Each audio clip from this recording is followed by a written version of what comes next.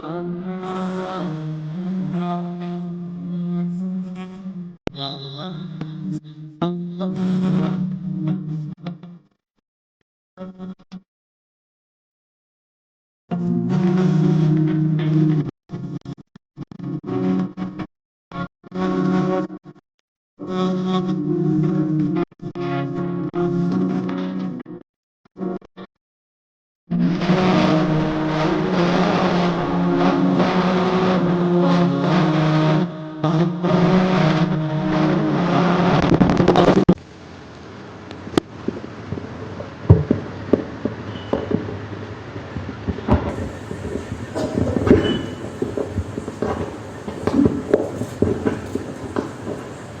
علیکم ورحمۃ اللہ وبرکاتہ۔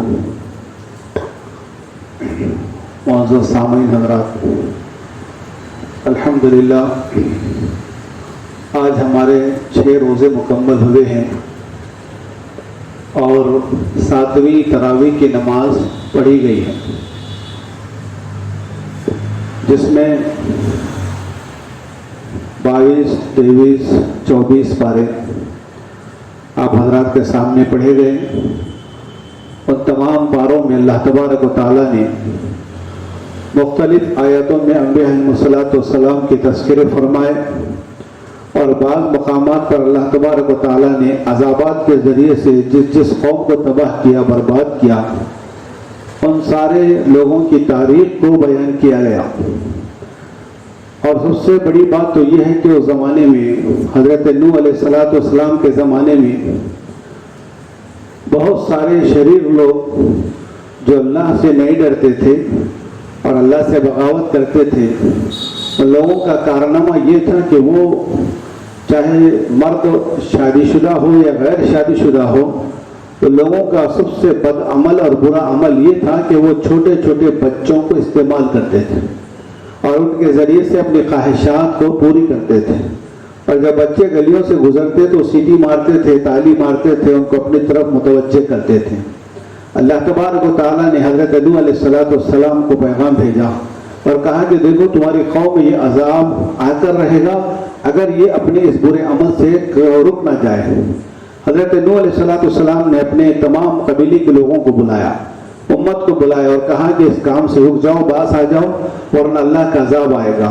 اور یہاں تک کہ شدت کے ساتھ، سختی کے ساتھ آپ نے یہ فرمایا کہ تم میری بیٹیوں سے شادی کرو اور ان کے ساتھ وہ عمل کرو جو کرنا ہے، اور نکاح کے بعد عمل کرو جو کرنا ہے، اپنی خواہشات کو پوری کرو۔ لیکن وہ لوگ سنے نہیں، عمل نہیں کیے، اللہ کا عذاب آیا، اور اللہ کا عذاب ایسی شکل و صورت میں کو اختیار کیا کہ اللہ نے اس گاؤں میں حضرت جبرائیل علیہ السلام کو بھیجا، اور بھیجنے کے بعد زمین کی سطح سے، زمین کی جو سطح ہوتی ہے، نچلا حصہ جو ہوتا ہے، سب سے زیادہ 70 گز زمین کے نیچے سے فرشتے نے زمین کے نیچے سے اپنے پروں سے اٹھایا اور اٹھا کر کے اس بستی کو جو ہے اوندے منہ ڈال دیا۔ اور عالم ایسا تھا اس علاقے کا، کوئی وہاں پر نہ چرند تھا، نہ درند تھا، نہ پرند تھا، نہ کوئی وحشی جانور تھا۔ وہ علاقہ ایسا ہو گیا جیسا کہ کوئی وہاں پر پیدا ہی نہیں ہوا۔ اللہ کا عذاب اس شکل و صورت میں آیا، اور اسی قوم کے اوپر ایسی شکل و صورت آئی کہ ایک چیخ کے ذریعے سے، پکار کے ذریعے سے، اور عذاب الہی اللہ تعالیٰ کا ان کے اوپر بہت ہی شدید قسم سے آیا۔ حضرت نوح علیہ السلام کی جب یہ عذاب آ رہا تھا تو عذاب سے پہلے حضرت نوح نے اپنی اہلیہ کو لے کر کے چلے گئے اور کہا کہ چلو یہاں سے اللہ کا عذاب آنے والا ہے، اور پیچھے مڑ کر نہیں دیکھنا ہے۔ حضرت نوح علیہ السلام کے ساتھ ان کی اہلیہ تھی، اور حضرت لوط علیہ السلام کے ساتھ ان کی اہلیہ تھی، اور حضرت لوط علیہ السلام نے اپنی عورت کو لے کر کے چلے گئے، اور جاتے جاتے ایک ایسا وقت آیا کہ وہ عذاب کی آوازیں آ رہی تھی، اللہ کا قہر نازل ہو رہا تھا۔ حضرت لوط علیہ السلام کی اہلیہ نے اپنے چہرے کو پیچھے مڑ کر کے دیکھا تو اللہ کی یہ سب سے بڑی نافرمانی تھی روئے زمین پر۔ اس عورت کو آج تک اللہ نے پتلا بنا کر اس پہاڑ کے اوپر قائم کر دیا، اور آج بھی اور دیکھنے والے لوگ دیکھتے ہیں، جانے والے لوگ دیکھ جاتے ہیں کہ اللہ کا عذاب وقت کے نبی کی عورتوں پر بھی آیا۔ نبی ہیں، ان کے ساتھ تھوڑی رعایت کری جائے، ایسا نہیں ہے۔ اللہ کا عذاب چاہے وقت کا نبی ہو، وقت کا پیغمبر ہو، یا اس کے علاوہ ان کی اپنی اولادیں ہوں جو اللہ کی نافرمانی کرنے والے ہوں، ایسا کو چھوڑنا نہیں ہے۔ اگلی آیتوں میں اگلے پارے میں 19ویں پارے میں اور سورہ عنکبوت وغیرہ میں حضرت لقمان علیہ السلام کا بھی تذکرہ آیا.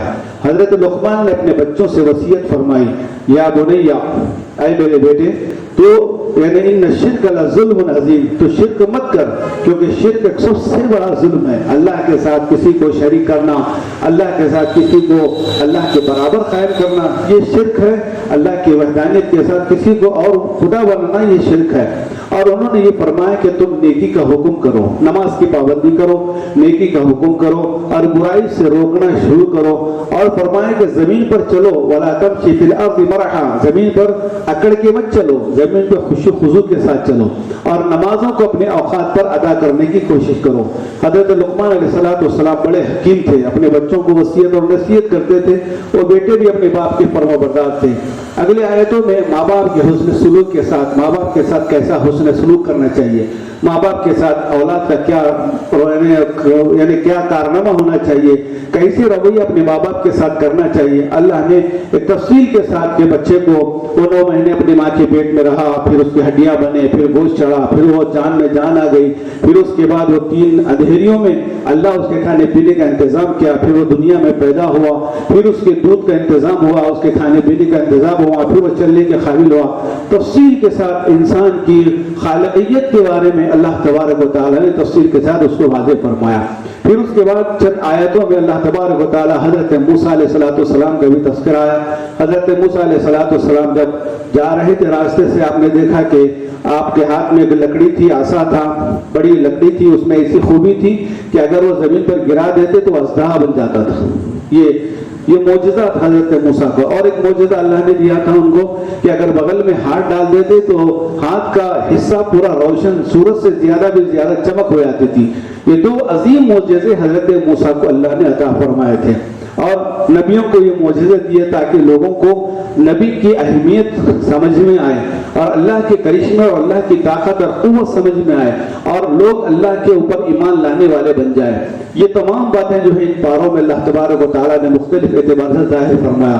اور آخر سورہ احزاب کے آخری آیتوں میں چند نصیحتیں کی امت کی ماں اور بہنوں کو, اور کہا کہ دیکھو تم پردے کے ساتھ رہنا, اور اپنا پردہ اپنے سینوں کے سامنے ڈالنا, اپنا پردہ جو ہے اپنے سر کے اوپر ڈالنا, اور بے پردگی کے ساتھ نہیں نکلنا. اللہ نے رسول اللہ صلی اللہ علیہ وسلم نے اپنی عورتوں کو حکم دیا, مومن عورتوں کو حکم دیا, اپنی بیٹیوں کو حکم دیا, اپنی بیویوں کو حکم دیا, اور سب سے یہ کہا کہ پردے گوشی کے ساتھ زندگی گزارنا چاہیے, کیونکہ یہ اللہ کے حکام ہے.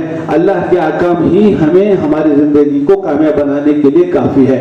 اس کے علاوہ ہم کسی کی بات کو نہیں مانیں گے. قرآن ہمارے لیے واضح کتاب ہے, قرآن ہمارے لیے ہماری زندگی کو بنانے والی کتاب ہے, اور اس سے ہٹ کر ہم کو کسی اور کتاب کے اوپر عمل کرنا نہیں ہے. یہ سارے احکامات اللہ تعالیٰ نے قرآن مجید میں ذکر فرمائے. اور چند سجدے آئے, آیتوں میں سجدے آئے, سجدوں کے ذریعے سے اللہ تعالیٰ شیطان کو رسوا کرنا چاہتا ہے, اس کو ذلیل کرنا چاہتا ہے. ان سجدوں کے ذریعے سے شیطان ذلیل ہوتا ہے, رسوا ہوتا ہے. اللہ سے دعا ہے کہ اللہ تعالیٰ ہم سب کو اگلی تراویح بھی اسی طریقے سے پابندی سے ادا کرنے کی توفیق عطا فرمائے.